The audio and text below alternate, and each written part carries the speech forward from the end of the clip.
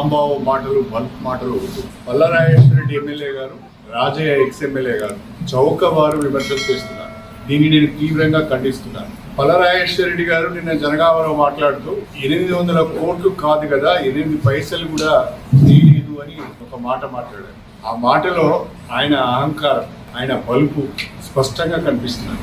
గతంలో కేసీఆర్ వెంట 24 గంటలు ఉండి బీఆర్ఎస్ పార్టీని భ్రష్టు పట్టించిన వ్యక్తి, అధికారాన్ని కేసీఆర్ని అడ్డం పెట్టుకొని ఆస్తులను కూడగట్టుకున్న వ్యక్తి, ఒక యూనివర్సిటీని, ఒక మెడికల్ కాలేజీను అక్రమంగా ఆక్రమించుకున్న భూమి రెగ్యులరైజేషన్, మన ఊరు మన బడిలో కాంట్రాక్టును తీసుకొని వాళ్ళ తమ్ముని పేరు మీద కాంట్రాక్ట్ తీసుకొని 100 కోట్లు దుర్వినియోగం చేసుకుని అనేక రకాలైన అవినీతి అక్రమాలకు పాల్పడి అధికారాన్ని వాడుకొని కోట్ల ఆస్తులు కూడబెట్టిన పల్లరాజేశ్వర రెడ్డి గారికి నా గురించి మాట్లాడే నైతిక హక్కు లేదు. నీ స్థాయి అది కాదు. కాబట్టి ఒళ్ళు దగ్గర పెట్టుకొని మాట్లాడితే మంచిది, వాస్తవాలు తెలుసుకొని మాట్లాడితే మంచిది. ఒకవేళ ఉమ్మడి వరంగల్ జిల్లాకు నేనేం చేశాను, నీ వలన ఏం జరిగింది అనే చర్చకు నువ్వు వస్తే మాట్లాడడానికి సిద్ధంగా ఉన్నాను. స్టేషన్ గన్పూర్కి నేనేం చేశాను, నువ్వేం చేశావు, రాజయ్య ఏం చేశాడో మాట్లాడటానికి కూడా నేను సిద్ధంగా ఉన్నాను. చేతనైతే జనగామ జిల్లాలోనే కూర్చొని, జనగామ కేంద్రంలోనే కూర్చొని మాట్లాడతాను. కానీ పిచ్చి ప్రేలాపడలు పోతుంది. అది సామెతనే శకునం చెప్పి బల్లి కుడితిలో పడ్డదని.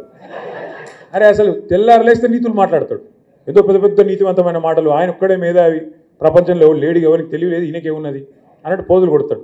మరి గన్ని శకునాలు చెప్పే పెద్ద మనిషి, గన్ని నీతివంతమైన డైలాగులు కొట్టే పెద్ద మనిషి ఏమన్నా ఇది చెప్తుంటే రాజీనామా చేసి ఎలక్షన్కి రా, దమ్ముంటే చూసుకుందాం రా. గన్పూర్లో దమ్ముంటే రా, పెద్ద పెద్ద మాటలు ఎందుకు?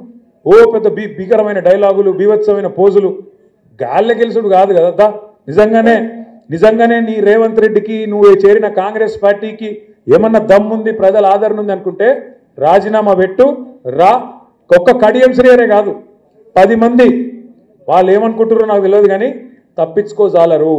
సుప్రీంకోర్టులో కొట్లాడుతున్నాం, తప్పకుండా న్యాయం జరుగుతుంది. 10 ఎలక్షన్లు కూడా ఉప ఎన్నికలు వస్తాయి, బరాబర్ గిరిగీసి కొట్లాడాలి. వీళ్ళ సంగతి ఏందో చూపెట్టాలి. దయచేసి నేను మిమ్మల్ని కోరేది ఒకటే, ప్రజలకు కూడా ఇప్పుడిప్పుడే అర్థమవుతున్నది, మోసపోయినామని అర్థమైంది. మనకు ఓటైన వాళ్ళు కూడా ఇప్పుడు బాధపడతాను. ఇక బయటికి చెప్పుకోలేరు ఇమ్మీడియట్గా, కానీ కొద్దిగా టైం పడుతుంది, కానీ బాధపడతాను. కానీ ఇది మంచిదే, మనకు ఇది ఖచ్చితంగా మన మంచికే. ఎందుకంటే ప్రజలకు కూడా తెలిసి రావాలి. అప్పుడప్పుడు గాడిదని చూస్తేనే గుర్రం విలువ తెలుస్తుంది, చీకటిని చూస్తేనే వెలుగు విలువ కూడా తెలుస్తుంది. రేవంత్ రెడ్డిని చూస్తేనే కేసీఆర్ విలువ కూడా ఇలా అర్థమవుతుంది. ఇది వాస్తవం. కేసీఆర్ ఉన్నప్పుడు మంచిగా బ్రహ్మాండంగా పడుతుండే, టంగు టింగు అనుకుంటా మంచిగా రైతు బంధు పడుతుండే. మరి ముఖ్యమంత్రి గారిగా సేమ్ టింగు టింగ్ అంటే బాగుండదు కదా, అందుకేమనుకున్నాడు టకీ టకీ అని మొదలుపెట్టి పడ్డా. టకీ టకీ పడుతున్నాయి, ఆ రైతు బంధు టకీ టకీ, రుణమాఫీ జరిగిందా టకీ టకీ, కళ్యాణ లక్ష్మి పడుతుందా టకీ టకీ. ఒక్కటన్నా ఏదన్నా ఆ టకీ టకీ ఒక్క కాడ మాత్రం పడుతుంది, ఎక్కడ ఢిల్లీలో మాత్రం మోగుతుంది టకీ టకీమని.